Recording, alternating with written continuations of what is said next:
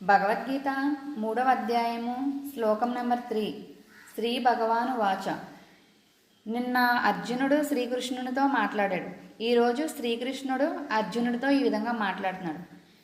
లోకేస్మిన్ ద్వివిధానిష్ట పురా ప్రోక్త మయా నఘా జ్ఞానయోగేన సాంఖ్యానాం కర్మయోగేన యోగినాం.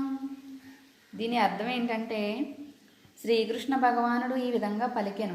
పాపరహితుడవైన అర్జున, ఆత్మానుభూతి కొరకు ప్రయత్నించే మానవులు 2 రకాలుగా ఉన్నారని నేను ఇదివరకే వివరించాను.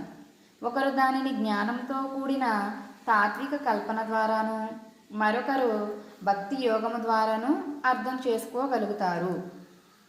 అంటే దీన్ని నేను పూర్తిగా వివరంగా చెప్పాలంటే, ఇప్పుడు ఇద్దరు వ్యక్తులు ఉంటారు. ఒక శిఖరాన్ని చేరుకోవాలంటే ఒక్కొక్కరు ఏం చేస్తారంటే, మ్యాప్ గీసుకుని ఆ మ్యాప్ ప్రకారంగా దాన్ని స్టెప్ బై ఒక్కో స్టెప్ చూసుకుంటూ అక్కడికి వెళ్తూ ఉంటారు. ఇంకొకరు ఏం చేస్తారంటే, ఆ మార్గం పూర్తిగా తెలిసిన వాళ్ళు ఎవరైతే ఉంటారో, అంటే దానికి సంబంధించి ఎవరైతే పూర్తిగా అవగాహన కలిగి ఉంటారో వాళ్ళపైన ఆధారపడి వాళ్ళ మీద భారం వేసి వీళ్ళ ప్రయాణాన్ని కొనసాగిస్తారు. కానీ వెళ్ళడానికి మార్గాలు వేరే, కానీ చేరుకునే శిఖరం మాత్రం ఒకటే.